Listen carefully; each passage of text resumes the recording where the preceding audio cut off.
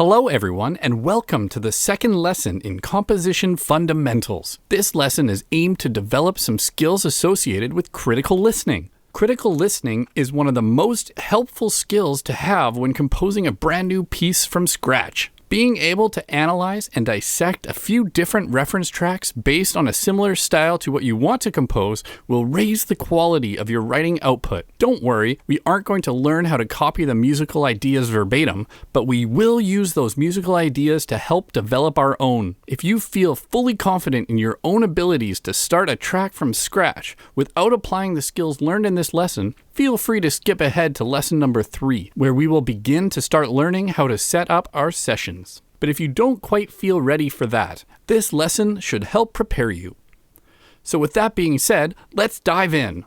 In this section, we are going to learn the importance of listening to reference music and some key aspects of what to listen for when you analyze reference tracks. The first step for analyzing elements in music is to pick a few reference tracks. The more tracks, the better, but choosing at least 3 will give you a good foundation on some various aspects of the genre and ensemble you are trying to emulate. Reference tracks can be found on music sharing platforms like YouTube, Spotify, and SoundCloud, but also on music library websites like Audio Jungle, Pond5, and APM Music.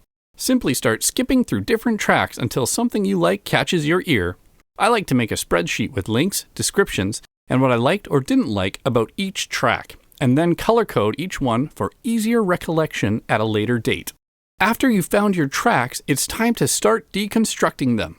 Ultimately, we will want to analyze the tempo, meter, percussive rhythms, bass lines, melodic phrasing, harmony, and instrumental choices. Keep in mind, there is no right or wrong order for analyzing music. Some types of music might be more tailored towards a certain aspect than others. So for now, let's just pick the easiest category and start with the tempo. Using a similar tempo and meter to the reference track you like are great ways to capture the pacing and intensity of the music you're trying to emulate. Figuring out the tempo is arguably the easiest aspect to find while analyzing music. Older recorded tracks most often were not recorded alongside a metronome, commonly called a click track, so their tempos might sway by as much as 5 to 10 beats per minute. But most modern recordings are done alongside a click track, so once you figure out the tempo of one section, you should be good to go for the rest of the track. One way to find the tempo is to get a metronome with a tap feature. There are lots of free metronomes on the Apple app or Google Play Store, so don't worry if you don't have access to a traditional metronome. Once you start tapping along to the song, the tempo will emerge, and you can use this as a starting point for your own composition. Here is an example from a website that has the tap feature. Simply click along to whatever piece you're listening to, and the average tempo will emerge. Determining the meter can be slightly more challenging, but often is fairly straightforward. The first step is to determine when the strongest beat occurs. This is going to be your downbeat. From there, simply count the number of beats that occur between the strong beats. Depending on the tempo, the beats you hear could be 8th or 16th notes, but most likely are going to be quarter notes. Some popular time signatures are 4/4, 3/4, and 6/8 time. Odd meters like 7/8 and 5/4 do exist, so be aware of them, but don't worry too much when you come across them. Just use the same technique to figure out their meter.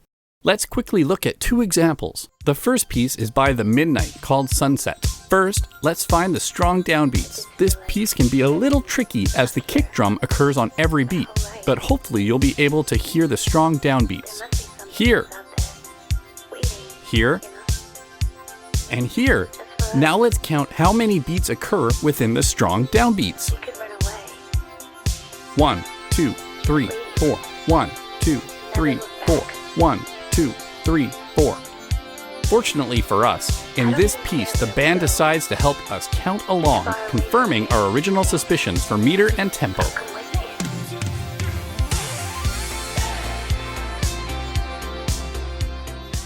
This piece by Sufjan Stevens is a slightly harder example. Can you figure it out?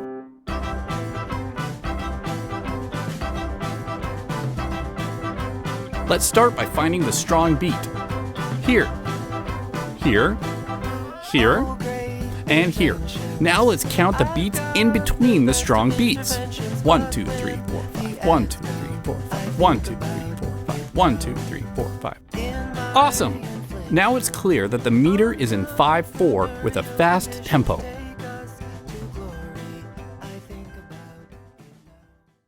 One of the most important aspects to really nail down a certain kind of genre of music is its percussive rhythm. Different instruments can play rhythms and scales outside of the core genre, but the percussion and its rhythm is a core component for genre authenticity. Like we learned in the first lesson, one of the signifying aspects of drum and bass music is its kick and snare pattern. This type of music is usually played with electronic kick and snare. Tango music has a strong tendency to emphasize the downbeat of the first 3 quarter notes of every bar. Typical identifying percussion in this genre uses an acoustic kick or tom, an acoustic snare, and sometimes tambourine. Another example we can look at is epic orchestral music.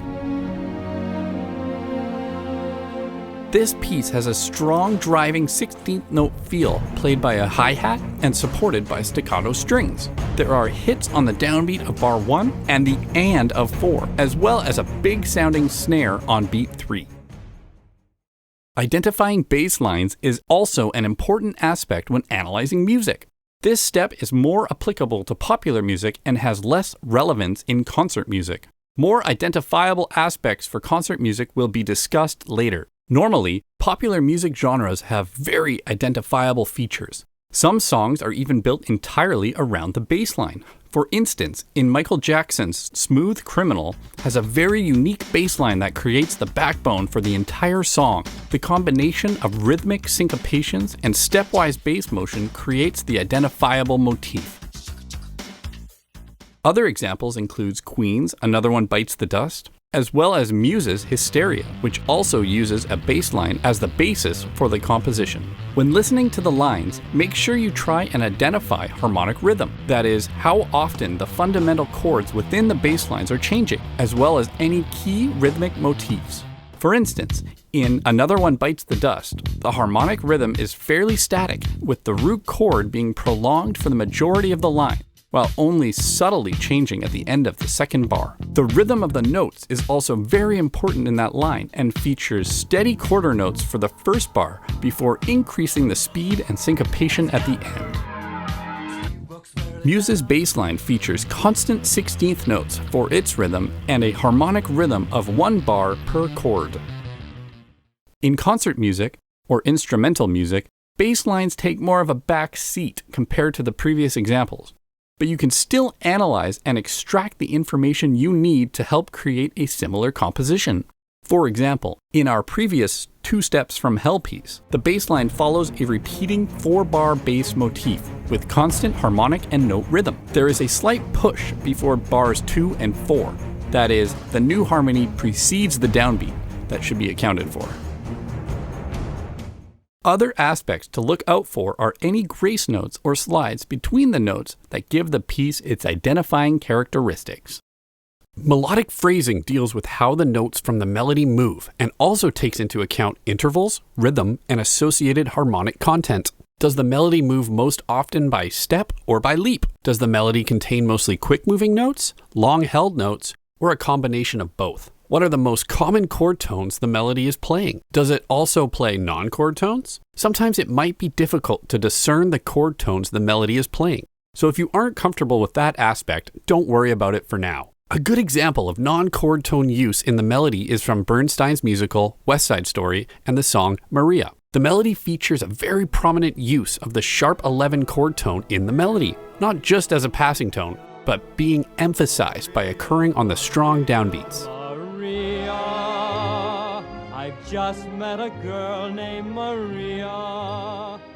Looking at the interval content in this melody, it is clear that the majority of the movements are by step. This is in part due to the fact that it is easier to sing stepwise motion than leaping motion, but it's important to notice nonetheless. The rhythmic movement of the melody follows a pattern of long-held notes, followed by quicker movements. Harmony is also a very important aspect of analyzing your reference tracks. Harmony will dictate the overall sound and mood of the piece, so understanding what it is and how it functions in the piece is very important for imitating the style. Two important questions to ask yourself when trying to determine the harmonic aspects are, what kind of harmony is being played, and how often does it change? I previously mentioned harmonic rhythm in the bass line, but in pieces where the bass line isn't as prominent, it is still important to discern the overall harmonic rhythm. For example, in Bach's Cantata number 140, there isn't an identifiable bass line like in the previous popular music examples, but there is a very discernible harmonic rhythm. In this case, every new bar contains a new harmony or chord. When looking for harmonic content, this example uses very standard chords with typical progressions and few non-chord tones. And in contrast to the West Side Story, definitely avoids putting non-chord tones on the strung beats. Looking at this example of Thelonious Monk's Round Midnight, it's clear that he uses a lot of extended harmony and non-chord tones. Despite the initial seemingly overwhelming complexity of the harmony, it's actually still relatively easy to extract the two criteria we are looking for. The opening few bars, while magnificently decorated, are nothing more than a descending fifth sequence ultimately resolving to the tonic chord of E flat minor. The harmonic rhythm is also straightforward and changes every 2 bars. Diving deeper into the harmonic content, Monk uses a lot of sevenths, half-diminished chords, and alternate dominant seventh chords. Don't be too worried if none of this makes sense at this point. These are all advanced harmonic concepts and you don't need to know the intricate details of how they work, especially if you don't want to write a piece like this. I just want to show that the concepts we are learning can apply to all sorts of music. Instead of traditional harmony or extended harmony, some pieces will kind of land in the middle and be centered in a musical mode.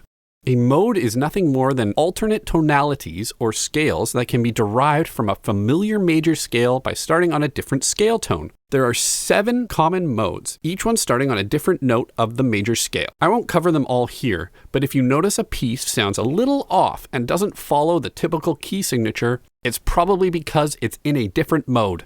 A good example of a modal piece is the track Guardians of the Kingdom from the game Lords Mobile. It is in the Dorian mode. That is, the notes that were picked for the piece were based off starting on the second note of a major scale.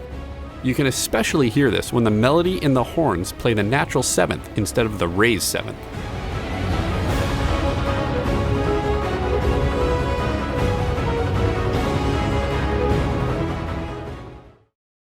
The final aspect I want to cover is instrumental choices. This one is one of the easier ones to listen for. Are there any unique and identifiable instruments that play during the piece? Do they play in combination with another instrument? What pitch ranges are they playing in? What dynamic range, soft or loud? For example, let's take a listen to an excerpt from Prokofiev's Romeo and Juliet number 13, Dance of the Nights.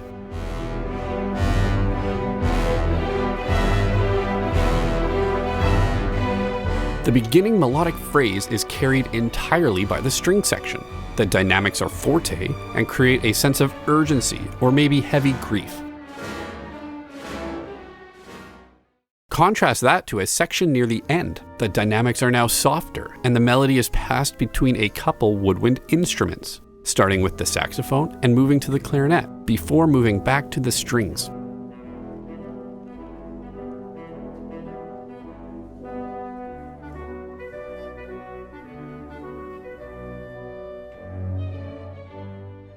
Another example is this Bollywood dance song from the 2002 movie Devdas. Besides the main vocal lines, a heavy presence of brass instruments, most likely trumpets and trombones, carry the melody onwards.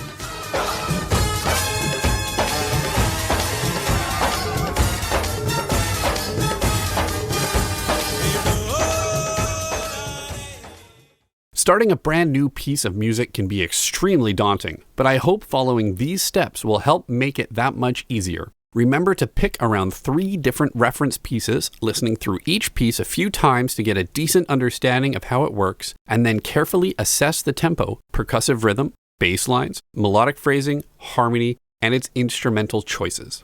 In section 2, I will go through this process with 2 different examples to help show you what you should be looking for in your own reference tracks.